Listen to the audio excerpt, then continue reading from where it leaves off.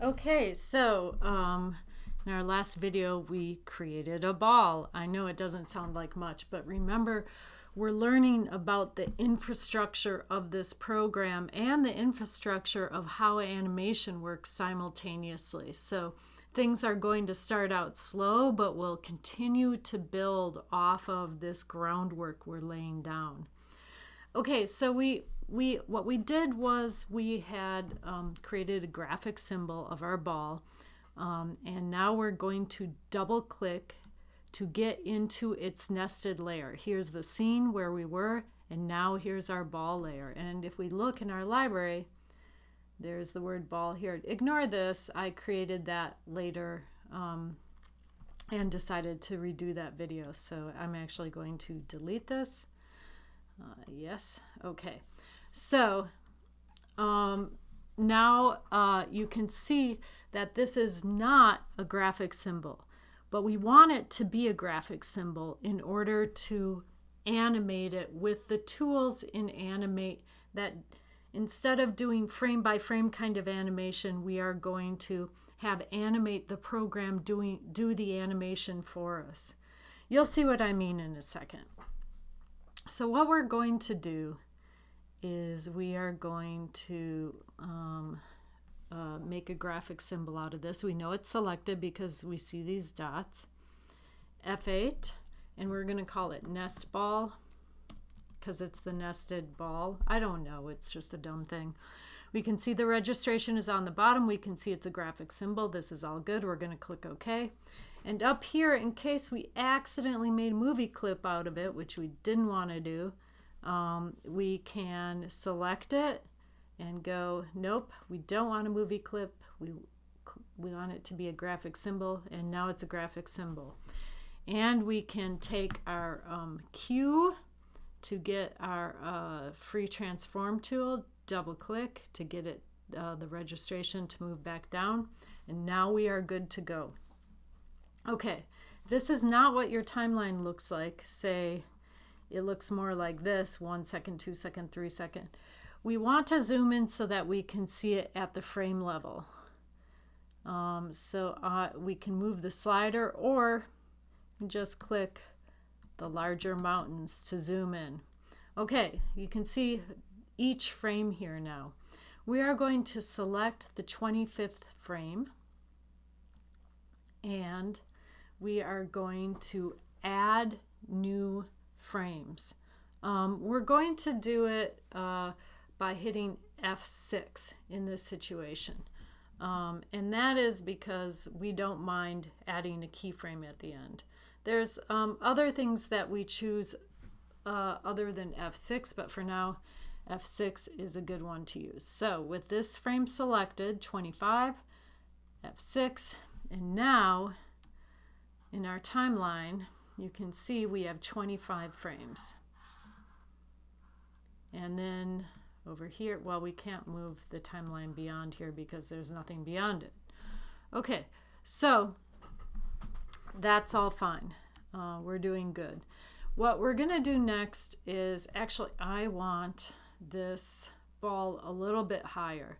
So with the keyframe selected here, I am going to drag the ball up.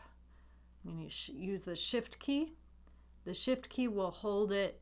If I'm moving it, it'll move it in a straight line. So I'm going to just drag it up with the shift key pressed down, maybe here. Okay, that's just fine. I'm okay with that. And then let me show you something. Now when I move my timeline indicator, that's this little red thing here, across the timeline, it stays put, stays put, stays put, and then boom, goes down. Why? Because this is one keyframe. That one keyframe holds all the information for this whole area, but this is a new keyframe with new information, the old information, so it stays here. What we want to do with this keyframe is we want to, again, hold the shift key down and get it to touch the ground. And let's, in this case, not have the ground be the bottom of the screen, but have it be like somewhere around here. So I'm going to hold the shift key down and boom. And to make this a little bit easier, what I'm going to do is I'm going to create another layer. I'm going to drag this layer just by clicking on it and while I'm still clicking, dragging down and letting go. And I'm going to call this ground. And I'm going to call this nest ball. I'm just going to call it nest B for some reason. I don't know. Ground. Okay, so for the ground, what I want to do is just, I want to make a ground for it to land on, obviously. So what I'm going to do is choose, you know, like some color, some different type of color. We could do, it doesn't matter what.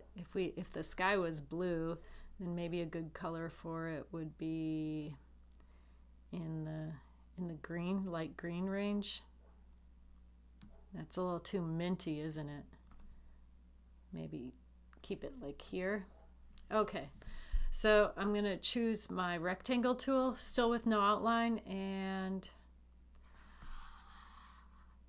I'm moving it beyond the stage, which is okay. To show you how I did that again, I'm going to Command Z. All right, so I have no outline here chosen. I chose my color here, which I like. Could maybe choose this one. Yeah, that's a little dark. Let's choose this one. What if I want it more yellow? I click on this, make sure it's on here. That's how I like it. And move it more into the yellow range. Okay. All right. So what I'm doing is I'm not holding the shift key down this time. I'm just clicking on the far upper left. You could start anywhere, but this is just conceptually where I like to do it.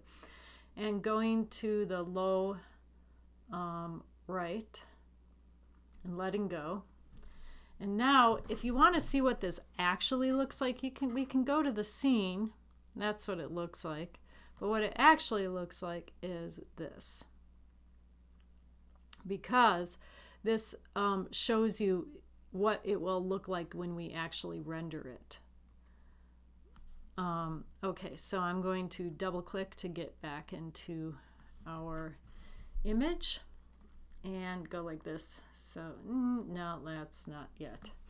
All right, so I'm going to lock down the ground, and I'll do one more thing. I'll make a blue sky. Why not? What color? That's fine, I guess. Something like that. Okay, we could do a gradient, but we'll just leave it like this for now. Okay, and to do that, just in the properties, I just clicked on the stage color. If you don't have that showing, it might be because you have the ball selected or something. Just click onto the stage anywhere. Click on here and you can choose the color. Okay, so now we are going to get this ball to bounce. The way to do it is we have two keyframes. One here and boom. That's not animation, is it? The way to do it is to apply something called a tween. And what that is sort of short for is in between. So basically the keyframes are the important frames, and the in-betweens are all the frames you make in between them.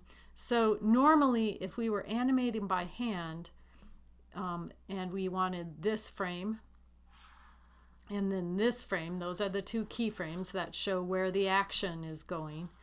This one in between would be like maybe, you know, since it's slower at the top and then speeds up at the bottom, it might be like right here.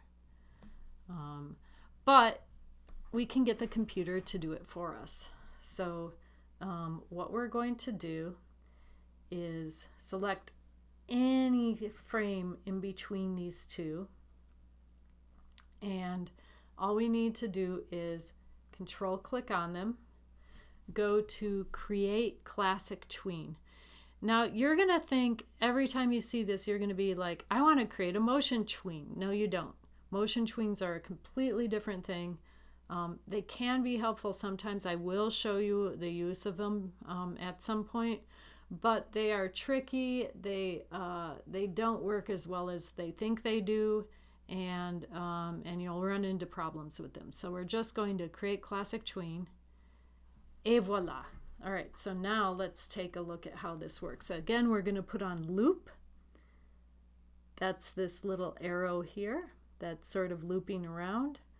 Click. Now we see these brackets. We're going to bring the brackets all the way up to our entire animation. We're going to press return. Boom, boom, boom, boom, boom. All right, well, we got the ball doing something.